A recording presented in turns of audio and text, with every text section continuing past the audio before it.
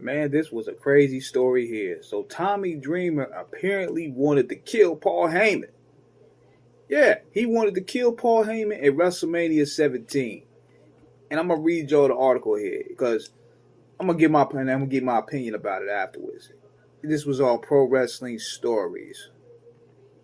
It said for several years, Extreme Championship Wrestling was home to all that was access, whether it be blood, violence, or sexuality. ECW was the renegade promotion that pushed the envelope on all things extreme. Tommy Dreamer came into the ECW with a pretty boy type persona and were often jeered mercilessly because of it. It wasn't until he embraced countless lashes at the Sandman's hands that Dreamer's charity emerged fully realized. Hold on one second. Every promotion has someone that has their heartbeat. Tommy Dreamer was the lifeblood of ECW. He was synonymous with all things Extreme Championship Wrestling. Paul Heyman had a vision for Tom Dreamer's in-ring persona. I always explained to Tommy the inspiration for his character was Bruce Willis as John McClane in Die Hard, explained Heyman in an interview with a Bleacher Report. An ordinary man pushed to extraordinary circumstances who have no option left with the result of extreme measures just to survive. The formula worked. Great booking. But for as much as Dreamer gave in front of the camera, it's what he committed to the company and Paul Heyman behind the scenes that soon made his passion for the industry descend into an abyss, anger, regret, and depression. Tommy Dreamer held an administrative role in ECW, could have considered Heyman's right-hand man. He was a part of creative, paying off talent, and more. Even more, Dreamer seemingly looked at Heyman as a mentor, friend, and business associate. When ECW went out of business, I was 29 years old, Dreamer explained in the House of Hardcore podcast. I had a lot of my money, my parents' money, trying to float the company. I thought me and Paul were super tight, but he screwed me over big time. He was in the WWE the whole time. I had turned down hundreds and thousands of dollars to go to WCW, and now I was unemployed. It was impossible not to feel a sense of betrayal. But even more so, Dreamer had financially compromised his career and family for Heyman.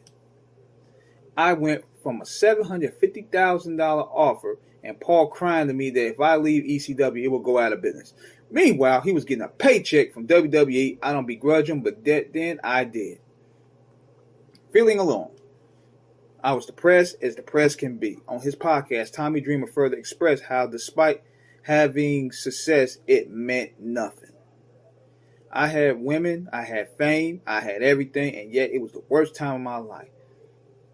It really was. I was making decent money on the indies, but I had lived at home.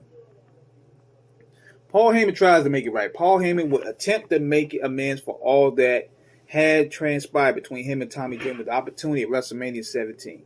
Tommy Dreamer looked forward to the opportunity, but it came and went.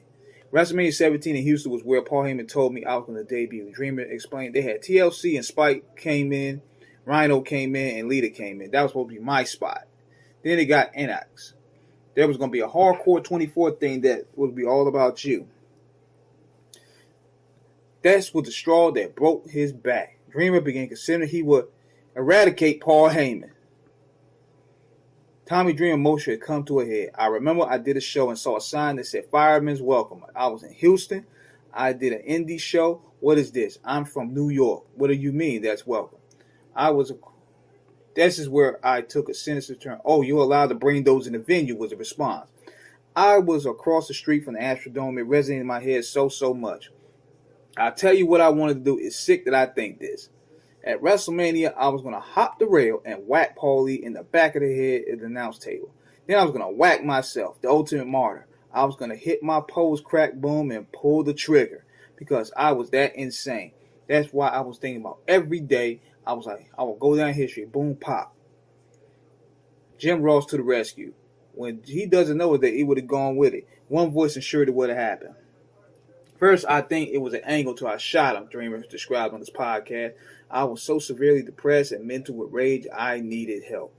Randomly, I get a call from a number I didn't know. I didn't pick up. I remember having those thoughts, which was bad. Which, think about the horribleness that I would have done to my legacy.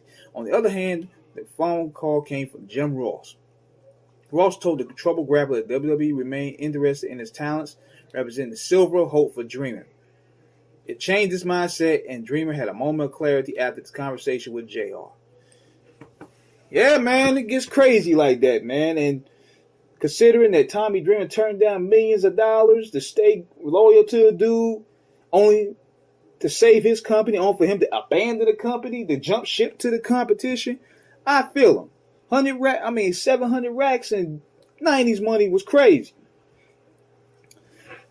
It would have been nasty. And then Tommy Dreamer's batshit crazy, man. I mean, just look at his matches from the ECW days. Just look at a lot of the wild stuff. He even said that he wanted to get shot in the ring, and Terry Funk crazy ass had to talk him out of it. Terry Funk had to talk this man out of it. This nigga nuts, man. But let me know what you guys think, man. Subscribe, hit the like button, please.